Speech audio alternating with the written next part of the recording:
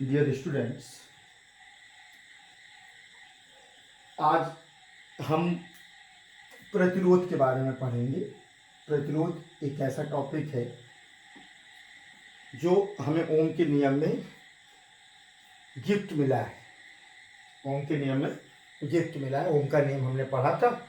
ओम ने बहुत परीक्षण द्वारा सिद्ध किया कि V प्रोपोर्शनल टू I विभवांतर किसी चालक के सिरों पर विभवांतर आरोपित करने पर उसमें प्रवाहित धारा आरोपित विभवांतर के समानुपाती होती है, जबकि उसकी भौतिक अवस्था में किसी प्रकार का कोई परिवर्तन ना किया जाए।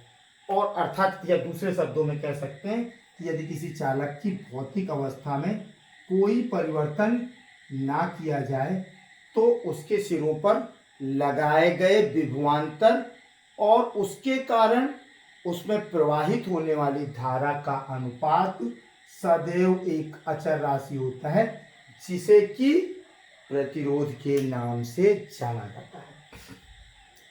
किसी चालक की भौतिक अवस्था अर्थात लंबाई, अनुप्रस्थ काट के क्षेत्रफल और ताप में यदि कोई परिवर्तन ना किया जाए तो चालक के सिरों पर लगाया गया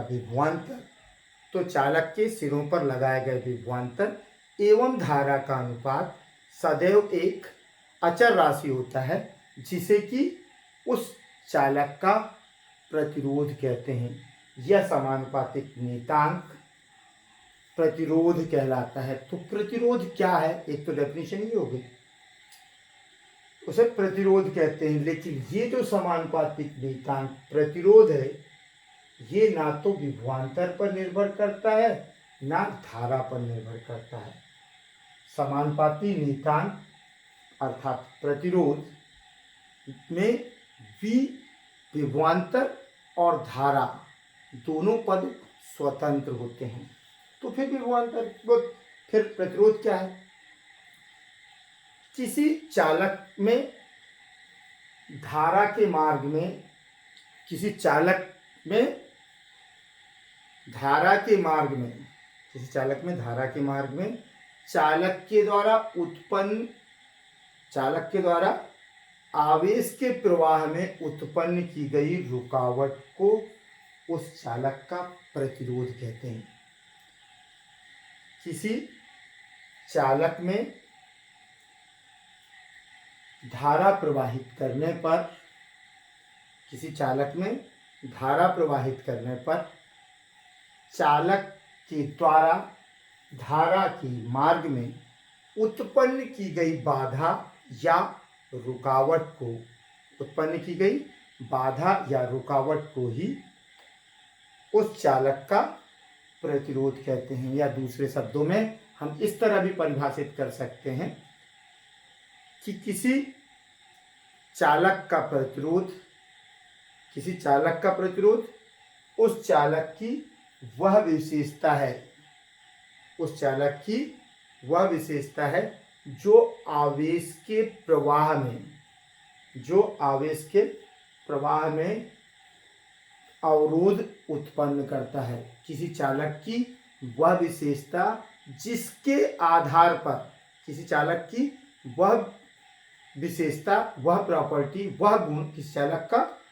गुण जिसके आधार पर वह आवेश प्रवाह के मार्ग में बाधा या अवरोध उत्पन्न करता है, प्रतिरोध कहलाता है। किसी चालक का वह गुण जिसके आधार पर वह उसमें प्रवाहित होने वाले आवेश के मार्ग में अवरोध उत्पन्न करता है, प्रतिरोध कहलाता है। अर्थात ये जो प्रतिरोध है वो चालक का एक विशेष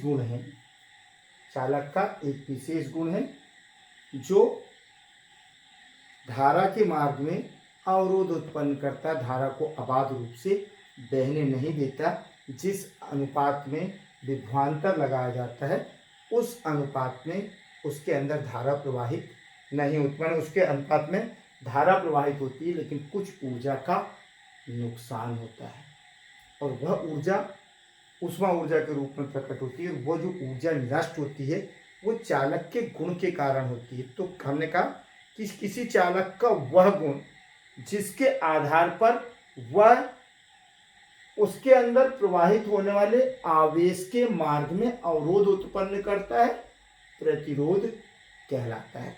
कुछ चीजें जो मैं भेजूंगा अपना नोट करने के लिए उसमें नहीं होती, और आप लोगों को यदि यहाँ से अच्छा लगता है तो आप अपने नोट्स में इन डेफिनेशंस को नोट कर सकते हैं।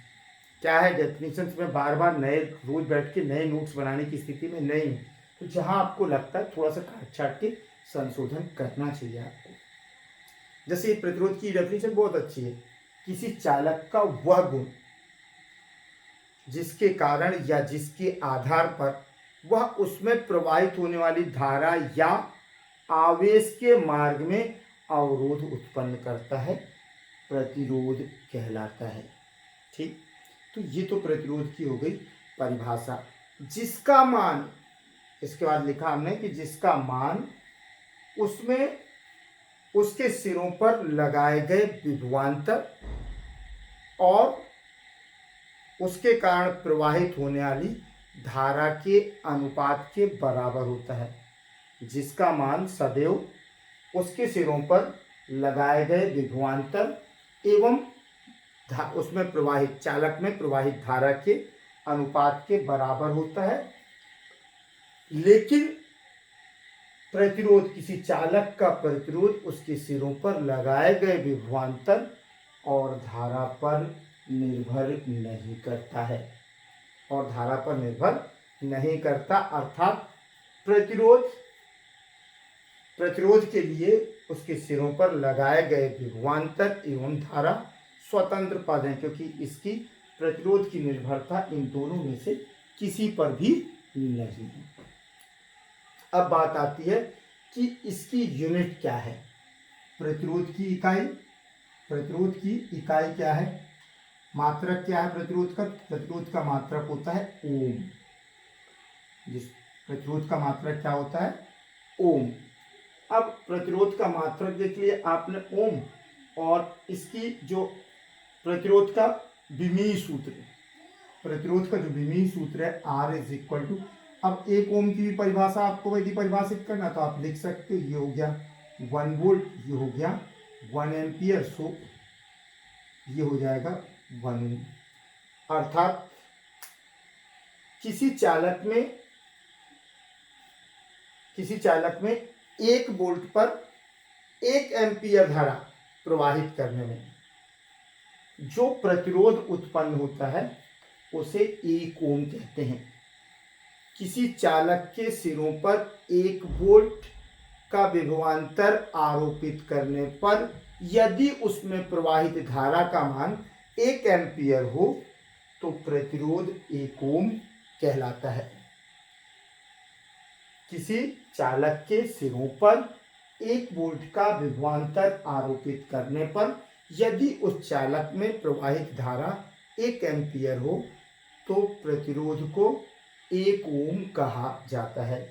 या 1 ओम वह प्रतिरोध है जो किसी चालक के सिरों पर 1 वोल्ट के प्रतिरोध 1 वोल्ट का विभवांतर आरोपित करने पर उसमें 1 एम्पियर धारा प्रवाहित करने पर उत्पन्न होता है।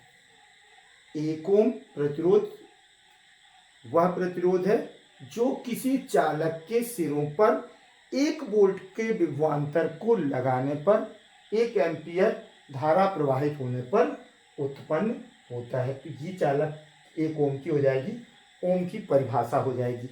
अब इसके बाद आ जाते हैं हम विमीय सूत्र। तो प्रतिरोध बराबर है, अच्छा एक और चीज इसमें समझ लो, कारण क्या है प्रतिरोध का। चालक प्रतिरोध की परिभाषा पूछी, अब पूछ लेता है प्रतिरोध का कारण क्या है। तो जब किसी चालक के सिरों पर विभवांतर आरोपित किया जाता है, जब किसी चालक के सिरों पर विभवांतर आरोपित किया जाता है तो चालक के अंदर एक विद्युत क्षेत्र उत्पन्न हो जाता है। तो चालक के अंदर उच्च विभव से निम्न विभव की ओर, चालक के अंदर उच्च विभव से निम्न विभव की ओर एक विद्युत क्षेत्र स्थापित हो जाता है। एवं जब कोई मुक्त इलेक्ट्रॉन या जब कोई आवेश किसी विद्युत क्षेत्र में होता है तो उस पर एक बल आरोपित होता है, एक दिशा विशेष में एक बल आरोपित होता है। चूंकि चालक में बहुसंख्यक आवेशवाहक मुक्त इलेक्ट्रॉन है, चूंकि चालक में बहुत अधिक मात्रा में मुक्त इलेक्ट्रॉन पाए जाते हैं, अतः जब चालक के अंदर विद्युत क्षेत्र स्थापित होता है तो इन इलेक्ट्रॉनों पर विद्युत क्षेत्र के ठीक विपरीत दिशा में, विद्युत क्षेत्र के ठीक विपरीत दिशा में एक बल आरोपित हो जाता है, जिसके कारण समस्त स्वतंत्र इलेक्ट्रॉन विद्युत क्षेत्र की विपरीत दिशा में ड्रिफ्ट करने लगते हैं, खिसकने लगते हैं। क्या करने लगते हैं? ड्रिफ्ट करने लगते हैं, अर्थात खिसकने लगते हैं, विद्युत क्षेत्र की विपरीत दिशा में गति करने लगते हैं। तो लेकिन एक निश्चित समय अंतराल के, एक छोटे समय अंतराल के पश्चात ये इससे त्वरित होते हैं और एक छोटे अंतराल के पश्चात, एक शॉर्ट इंटरवल के पश्चात ही ये इलेक्ट्रॉन धन आयनों से टकरा जाते हैं। ये इलेक्ट्रॉन धन आयनों से टकरा जाते हैं, जिसके कारण इन इलेक्ट्रॉनों का मार्ग अवरुद्ध हो जाता है और इनका वेग शून्य हो जाता है। चूंकि विद्युत क्षेत्र में आवेश है और फिर ये त्वरित होकर जैसे ये अंतिम वेग पर पहुंचते हैं फिर जाकर किसी धनायन से टकरा जाते हैं। तो ये क्रम चलते रहता है, अर्थात इलेक्ट्रॉन को मुक्त पथ नहीं मिलता, बल्कि कुछ समय के लिए बस इलेक्ट्रॉन मुक्त पथ पर गति कर पाता है। और ये जितना समय अंतराल है, ये जो लघु समय अंतराल है, शॉर्ट टाइम इंटरवल है, इसको हम क्या कहते हैं? विश्रांति काल। क्या कहते हैं? विश्रांति काल। तो ये विश्रांति काल बहुत कम होता है और इन इलेक्ट्रॉनों की टक्कर के कारण जो ऊर्जा प्रदान की जाती है, ऊष्मा ऊर्जा उत्पन्न होती है। और यही अवरोध, यही इलेक्ट्रॉनों का टकराना, यही इलेक्ट्रॉनों के टकराने के कारण इलेक्ट्रॉनों के मार्ग में जो बाधा उत्पन्न होती है उसे ही प्रतिरोध कहते हैं। तो आगे बात समझ में, प्रतिरोध का कारण वास्तव में त्वरित इलेक्ट्रॉनों का धनायनों से बार बार टकराना, त्वरित इलेक्ट्रॉनों का धनायनों से एक टाइम विश्रांति काल के दौरान टकराते जाना, जिसके कारण इलेक्ट्रॉन स्वतंत्र रूप से गति नहीं कर पाते और इनकी ऊर्जा का नाश होते रहता है। जितने त्वरित होते हैं फिर जाके क्या हो जाता है? टकरा जाते हैं, जिसके कारण इनका वेग शून्य हो जाता है। फिर त्वरित होते हैं, अधिकतम वेग पर पहुंचते हैं, फिर टकरा जाते हैं।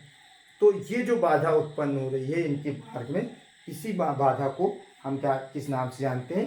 प्रतिरोध के नाम से जानते हैं। अब आ जाते हैं विमीय सूत्र में कि इसका प्रतिरोध का विमीय सूत्र क्या होगा। तो प्रतिरोध बराबर होता है क्या? विभव। और विभव बराबर हमने पढ़ा था कार्य बटे आवेश। विभव बराबर क्या हो गया? कार्य बटे आवेश। और धारा तो धारा है। अब चूंकि धारा का तो विमा होती नहीं है, धारा की विमा होती है, आवेश की विमा होती नहीं, तो आवेश को हम लिख सकते हैं धारा गुणित समय। तो और कार्य को हमने लिख दिया बल गुणित विस्थापन, बल गुणित विस्थापन। और ये आवेश को हमने लिख दिया धारा गुणित समय। तो अब सबको हम क्या कर सकते हैं? ये धारा का वर्ग हो गया और धारा की विमा, बल की विमीय सूत्र होता है mLT-2, द्रव्यमान गुणित त्वरण। द्रव्यमान का होता है m, बल बराबर क्या होता है? द्रव्यमान गुणित त्वरण। और द्रव्यमान का क्या होता है? विमा m होती है और त्वरण की होती है LT-2। त्वरण भी भूल गए हो तो लंबाई बटे दूरी बटे समय का वर्ग, तो LT-2। और विस्थापन को दूरी है L से व्यक्त कर दिया, धारा A से, समय T से, इंटू A से। अब देखो L इंटू L हो गया ML स्क्वायर ये t माइनस टू था, ऊपर जाएगा -1 हुआ तो -2 -1 हो गया -3, और a इंटू ए स्क्वायर हो गया, और इसको ऊपर ले गए अपन अंश में, तो ये प्रतिरोध का विमीय सूत्र हो गया mL² t-3 a-2। प्रतिरोध और विशिष्ट प्रतिरोध इनके विमीय सूत्र, और मात्रक ध्यान रखना, विमीय सूत्र तो अच्छी तरह से याद रखना, पूछा गया है कई बार उसमें। अब आ जाते हैं, ये हो गया प्रतिरोध का विमीय सूत्र। इसके बाद आते हैं कि प्रतिरोध को प्रभावित करने वाले कारक। हम कह रहे हैं कि प्रतिरोध V/I जो है, V/I का मान R के बराबर तो होता है, अचर अनुपात भी है, लेकिन प्रतिरोध जो है वो, उसमें प्रतिरोध के पद में विभवांतर और धारा दोनों स्वतंत्र पद हैं, अर्थात प्रतिरोध ना विभवांतर पर निर्भर करता ना धारा पर निर्भर करता। तो प्रतिरोध निर्भर किन बातों पे करता है?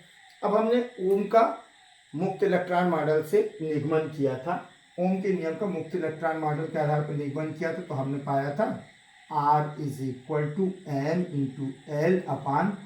L/ne² tau × E। हमने मुक्त इलेक्ट्रॉन मॉडल के आधार पर R की वैल्यू पाई थी mL/ne² टाउ × A। तो यहाँ पर m क्या है? इलेक्ट्रॉन का द्रव्यमान, L चालक की लंबाई, n प्रति इकाई आयतन में पाए जाने वाले मुक्त इलेक्ट्रॉनों की संख्या, प्रति एकांक आयतन में मुक्त इलेक्ट्रॉनों की संख्या, E इलेक्ट्रॉन का पर उपस्थित आवेश 1.6 × 10⁻19 कूलम, A अनुप्रस्थ काट का क्षेत्रफल, और टाउ विश्रांति काल है। तो चूंकि m और E², m मतलब इलेक्ट्रॉन का द्रव्यमान और E इलेक्ट्रॉन पर उपस्थित आवेश, ये दोनों अचर राशियां हैं, क्योंकि किसी भी चालक से हम इलेक्ट्रॉन लें, उसका द्रव्यमान और उस पर उपस्थित आवेश समान होगा। ब्रह्मांड के किसी भी स्थान से हम यदि इलेक्ट्रॉन उठाते हैं तो उसका द्रव्यमान और उस पर आवेश की मात्रा एक समान होगी। तो ये दोनों तो अचर राशि हैं, सभी के लिए बराबर है। अब बच गई कौन कौन सी राशि? L, N, टाउ, E, अर्थात इनके मानों में परिवर्तन पर R परिवर्तित होगा। तो पहला हमने लिया R ∝ R, चालक की लंबाई पर। प्रतिरोध किस पर निर्भर करता? प्रतिरोध की निर्भरता 4 कारकों पर है। प्रतिरोध को प्रभावित करने वाले 4 कारक हैं। पहला, चालक की लंबाई। चूंकि किसी चालक का प्रतिरोध उसकी लंबाई के समानुपाती होता है, चूंकि किसी चालक का प्रतिरोध उसकी लंबाई के समानुपाती होता है, अर्थात लंबाई को बढ़ाए जाने पर चालक का प्रतिरोध भी बढ़ेगा और लंबाई को कम कर देने पर चालक का प्रतिरोध कम हो जाएगा। एक बार क्यों हो जाएगा वो भी बता रहा हूँ। हम जानते हैं कि चालक में मुक्त इलेक्ट्रॉनों के चलने के विपरीत दिशा में धारा प्रवाहित होती है, और जब मुक्त इलेक्ट्रॉन विद्युत क्षेत्र के प्रभाव में या आरोपित विभवांतर के प्रभाव में गति करते हैं तो वे बार बार धन आयनों से टकरा जाते हैं। वे सूक्ष्म समय अंतराल के उपरांत या विश्रांति काल के उपरांत क्या करते हैं? धन आयनों से टकराते रहते हैं, जिसके कारण उनका मार्ग अवरुद्ध होते रहता है। यही प्रतिरोध कहलाता है। अब जितना लंबा मार्ग चलना होगा, यदि चालक तार की लंबाई बढ़ाएंगे तो इलेक्ट्रॉनों का मार्ग भी क्या हो जाएगा? बढ़ जाएगा। और जब चालक में इलेक्ट्रॉन का मार्ग बढ़ेगा तो प्रतिरोध का मान भी बढ़ जाएगा। दूसरा यहां पर दिया है R ∝ 1/E, अर्थात अनुप्रस्थ काट के व्युत्क्रमानुपाती होता है। A बराबर होता है πr²। तो मैंने गोली चालक है, बेलनाकार चालक है यदि, तो R², जरा सा हम त्रिज्या में चेंज किया आर स्क्वायर का मान बढ़ेगा तो आर संख्या नीचे की बड़ी होगी, व्युत्क्रमानुपाती है, भाग देंगे तो आर का मान कम होगा। हम आर का मान कम ही करना चाहते हैं, बढ़ाना नहीं चाहते। तो चूंकि दूसरा, किसी चालक के अनुप्रस्थ काट के क्षेत्रफल पर, चूंकि किसी चालक का प्रतिरोध उसके अनुप्रस्थ काट के क्षेत्रफल के व्युत्क्रमानुपाती होता है, अर्थात चालक की मोटाई बढ़ाने पर प्रतिरोध घटता है और चालक की मोटाई घटाने पर प्रतिरोध घटता है। अभी आपने देखा होगा घरों में भी हम जो तार प्रयोग करते हैं, यदि तार धारा अधिक प्रवाहित होना हो तो तार मोटा लिया जाता है और यदि कम होगा तो तार पतले लिए जाते हैं, लेकिन अधिक धारा के लिए पतले तारों का प्रयोग नहीं किया जाता, क्योंकि अनुप्रस्थ काट का क्षेत्रफल जितना अधिक होगा उतना अधिक पाथ, रिलैक्सेशन पाथ जो होता है, फ्री पाथ जो है इलेक्ट्रॉन को उपलब्ध होता है। जितना अधिक क्या होता है, चालक की मोटाई होती है, उतना रिलैक्सेशन पाथ कहलाता है। फ्री पाथ, रिलैक्सेशन टाइम के लिए जो पाथ होता है फ्री पाथ उतनी मात्रा में उपलब्ध होता है, जिसके कारण मोटाई बढ़ाने पर, चूंकि धारा का अधिकांश भाग कहाँ से प्रवाहित होता है, चालक के बाहरी सतह से प्रवाहित होता है। धारा का अधिकांश भाग चालक की बाह्य सतह से प्रवाहित होता है, और जब हम मोटाई बढ़ाते हैं तो चालक की बाह्य सतह का क्षेत्रफल बढ़ जाता है, और बढ़ने के कारण टक्कर के बढ़ने के कारण क्या होता है, क्षेत्रफल बढ़ने के कारण सतह अधिक उपलब्ध होती है और प्रतिरोध कम हो जाता है। तीसरा फैक्टर था, तीसरा कारक था आपका एन। अब आप सोचोगे एन में क्या, भाई देखो एन क्या है, मुक्त इलेक्ट्रॉन, प्रति एकांक आयतन में पाए जाने वाले मुक्त इलेक्ट्रॉन। ये सभी में एक समान तो नहीं होते, क्योंकि सभी चालकों की आंतरिक रचना अलग अलग है, और सब में पाए जाने वाले प्रति एकांक आयतन में मुक्त इलेक्ट्रॉनों की संख्या भी अधिक है या कम होती है, अलग अलग होती है। कुछ हम कहते हैं अच्छे चालक हैं और कुछ बुरे चालक हैं और कुछ कुचालक हैं। तो जो अच्छे चालक हैं और जो बुरे चालक हैं उनके बीच क्या अंतर है, वो चालक बहुत अच्छे हैं जिनके अंदर बहुत सारे बहुसंख्यक आवेश वाहक हैं। वो चालक, अच्छे चालक, गुड चालक, कंडक्टर कहे जाते हैं, जिनमें आवेश वाहकों अर्थात मुक्त इलेक्ट्रॉनों की संख्या बहुत अधिक पाई जाती है। जैसे चांदी है, तो चांदी के प्रति एकांक आयतन में मुक्त इलेक्ट्रॉनों की संख्या सबसे अधिक पाई जाती है। इस कारण से कहा जाता है कि चांदी सबसे अच्छा चालक है, या चांदी बहुत अच्छा सुचालक है। चांदी के बाद आता तांबा, तांबे में चांदी के बाद दूसरे नंबर पर कौन आता है, तांबा। तांबे के बाद तीसरे नंबर पर आता है एल्यूमिनियम। तो इस चांदी महंगी धातु हो जाती है, इसलिए सामान्य रूप से हम चांदी का वायर का प्रयोग नहीं करते, लेकिन तांबे के वायर का प्रयोग करते हैं, एल्यूमिनियम के वायर का प्रयोग करते हैं। क्यों करते हैं, क्योंकि इनके आंतरिक संरचना के कारण इनमें मुक्त इलेक्ट्रॉनों की संख्या बहुत अधिक पाई जाती है, और प्रतिरोध जो है, प्रतिरोध R inversely proportional to 1/n, inversely proportional to n, अर्थात प्रतिरोध जो है वो प्रति एकांक आयतन में उपस्थित मुक्त इलेक्ट्रॉनों की संख्या के व्युत्क्रमानुपाती होता है। अर्थात n का मान हम बढ़ाएंगे, n का मान अधिक होगा तो ये प्रतिरोध महोदय क्या होंगे, डाउन हो जाएंगे, कम हो जाएंगे।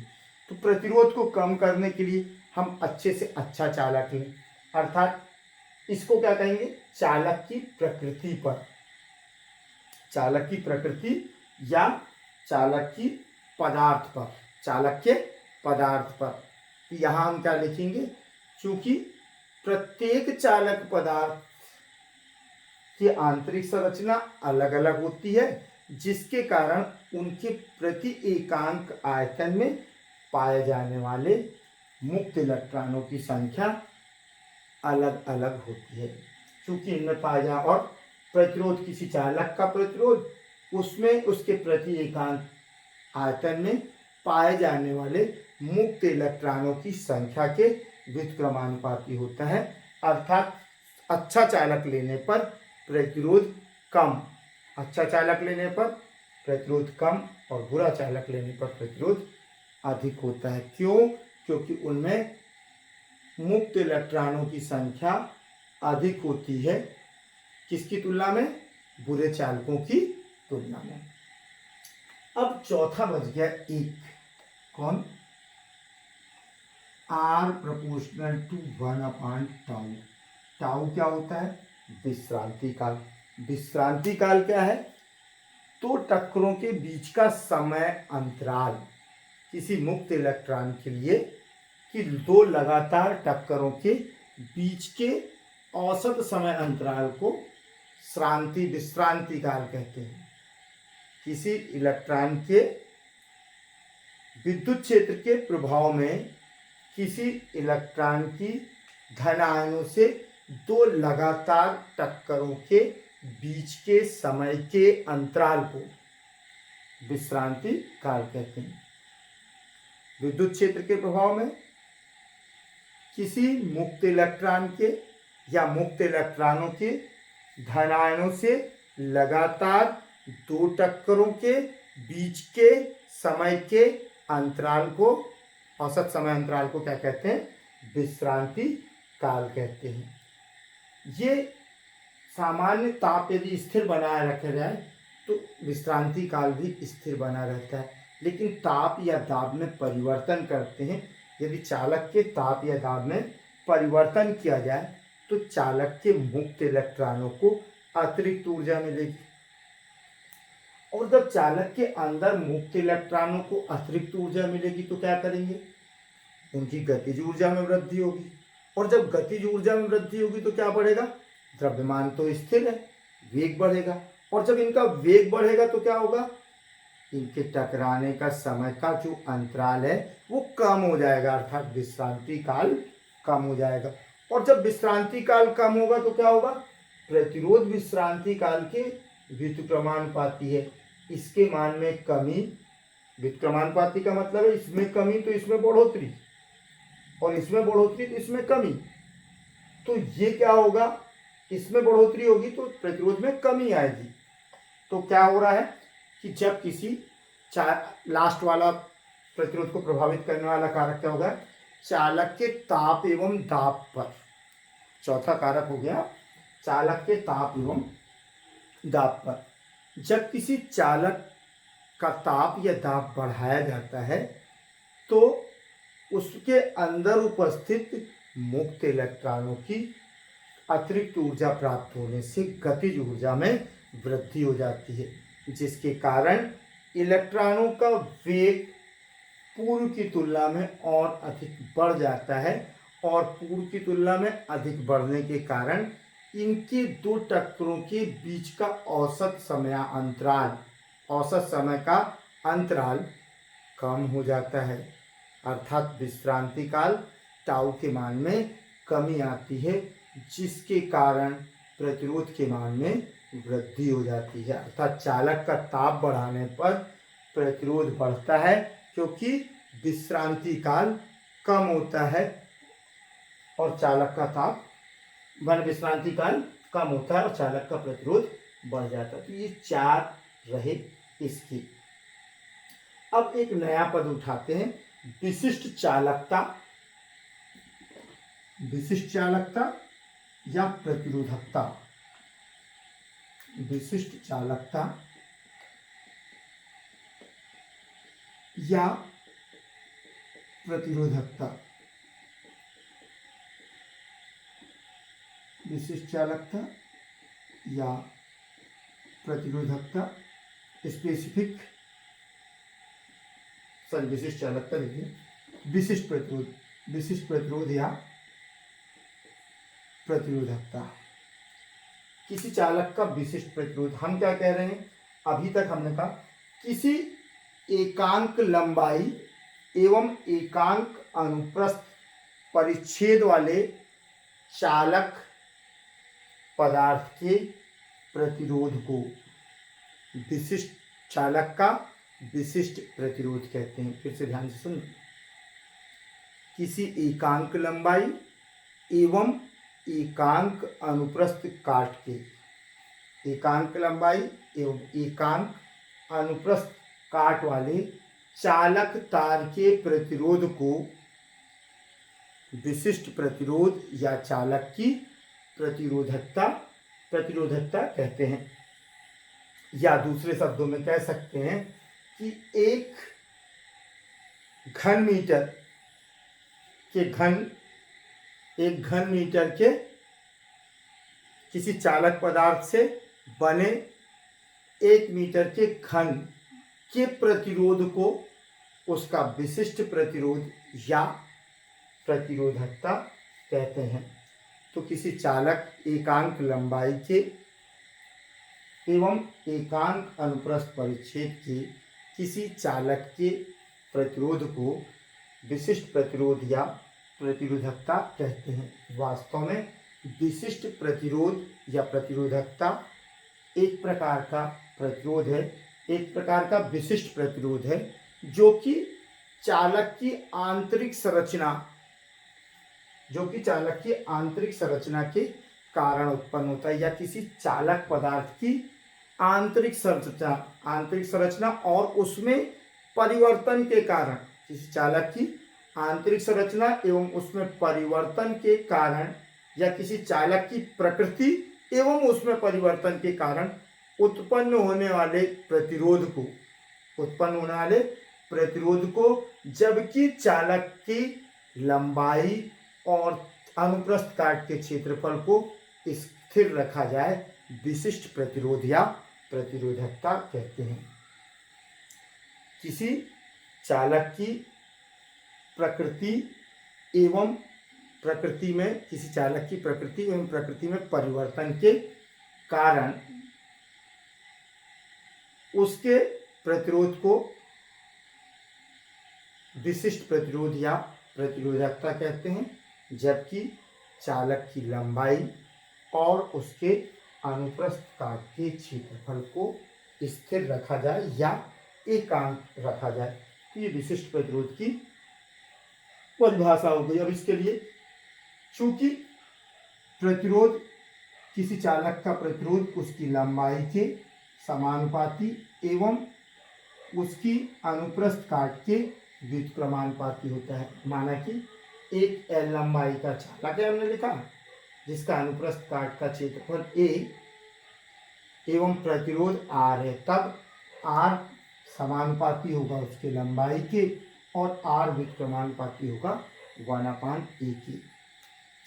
संयुक्त रूप से यदि हम इसे लिख दें तो क्या हो जाएगा, R समानुपाती L/A, या इसी को हम लिख सकते हैं R = ρ × L/A, जहाँ ρ एक समानुपातिक नियतांक है, जहाँ ρ क्या है, एक समानुपातिक नियतांक है, जिसे कि चालक का विशिष्ट प्रतिरोध या प्रतिरोधकता कहते हैं, जिसे चालक का विशिष्ट प्रतिरोध या प्रतिरोधकता कहते हैं, जिसका मान ρ =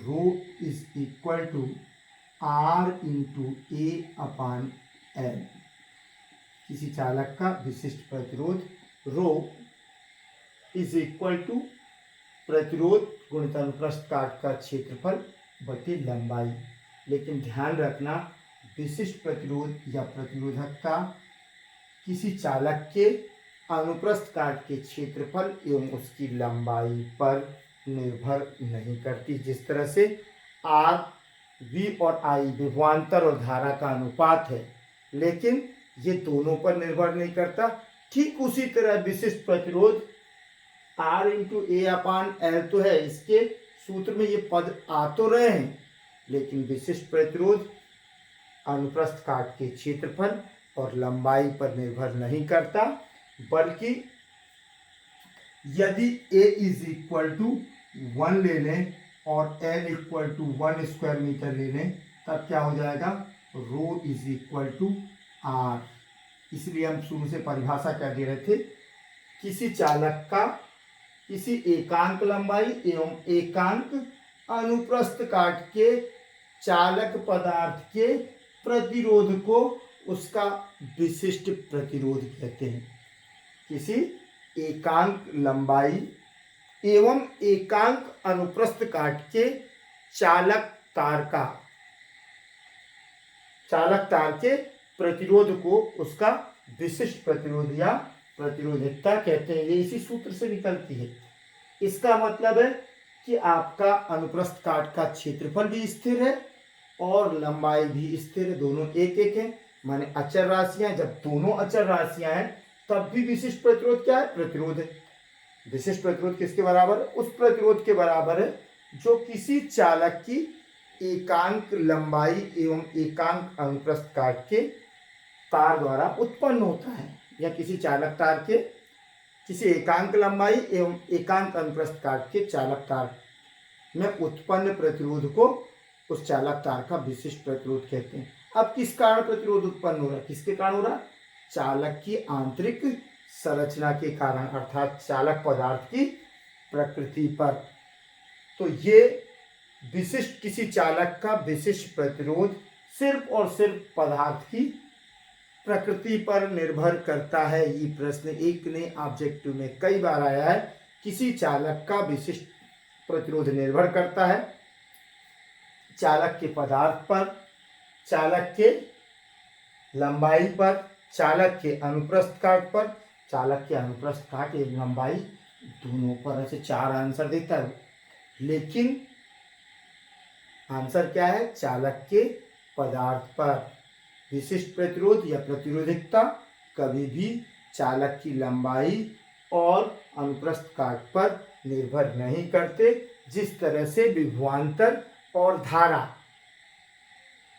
दोनों ही प्रतिरोध में स्वतंत्र पद हैं, उसी तरह विशिष्ट प्रतिरोध में चालक की लंबाई और चालक के अनुप्रस्थ काट का क्षेत्रफल स्वतंत्र पद हैं। चालक का विशिष्ट प्रतिरोध या प्रतिरोधकता इस पर निर्भर नहीं करती। अब बात करते हैं इसकी इकाई क्या होगी, यूनिट क्या होगी। तो इसकी इकाई देखो, आर की इकाई हो गई ओम, इसकी इकाई हो गई ओम, इसकी हो गई वर्ग मीटर, ओम गुणित वर्ग मीटर, इकाई बनाना जानते हो, और इसकी इकाई हो गई मीटर। तो ये मीटर से वर्ग को हमने काट दिया तो क्या बच गई? ओम मीटर। तो विशिष्ट प्रतिरोध की या विशिष्ट प्रतिरोधकता की इकाई क्या होती है? ओम मीटर। विशिष्ट प्रतिरोध या प्रतिरोधकता की इकाई ओम मीटर होती है। अब इसका विमीय सूत्र, इसका भी विमीय सूत्र निकाल लेते हैं अपन। आर का विमीय सूत्र अपने पास लिखा रखा है, अब भी निकाले थे। तो आर का विमीय सूत्र, ए का विमीय सूत्र और एल का विमीय सूत्र लिख देते हैं। तो आर का विमीय सूत्र आया था अपने पास M L square T raise to minus 3 A raise to minus 2। A का विमीय सूत्र एल स्क्वायर, ठीक है, और लंबाई का विमीय सूत्र एल। अब क्या बन गया? रो का विमीय सूत्र बन गया एम, एक ही पद है तो एम की पावर 1, L2 ये एल से स्क्वायर कैंसिल हो गया, 1 और 2, 2 + 1 पावर कितनी हो गई? 3, ML3 T raise to -3, T का तो कोई पद आया ही नहीं, टी रेस टू -3 और ए रेस टू -2। इस प्रकार विशिष्ट प्रतिरोध या प्रतिरोधकता का विमीय सूत्र हो गया ML³ T raise to -3 A raise to -2। अब एक बात और है कि चूंकि हमने R बराबर पढ़ा था, ये हो गया विमीय सूत्र। अब इसके बाद R = rho into L upon ए है, और R हमने पढ़ रखा है ओम के नियम का मुक्त इलेक्ट्रॉन मॉडल में Lm Ne स्क्वायर टाउ ए। तो यहाँ पर सॉरी, इसको मैं थोड़ा सा चेंज करना चाह रहा हूँ। ये इसको मैं ऐसे भी लिख सकते हैं ना, m into M upon N square tau into L upon A. R = rho into L upon A, R = m upon N square tau into L upon E. तो एम्प्लाई दैट ई को 2 से हम तुलना कर दें तो तो हमें क्या मिल जाएगा, rho is equal to M N E square tau. Rho is equal to M N E square tau. तो यहाँ पर अब जो इसका मिनिएचर फॉर्म हो गया रो का, M equal to N E square tau. तो यहाँ पर हम देखो कि एम क्या हो गया, इलेक्ट्रॉन का द्रव्यमान, ई इलेक्ट्रॉन पर आवेश, दोनों अचर राशि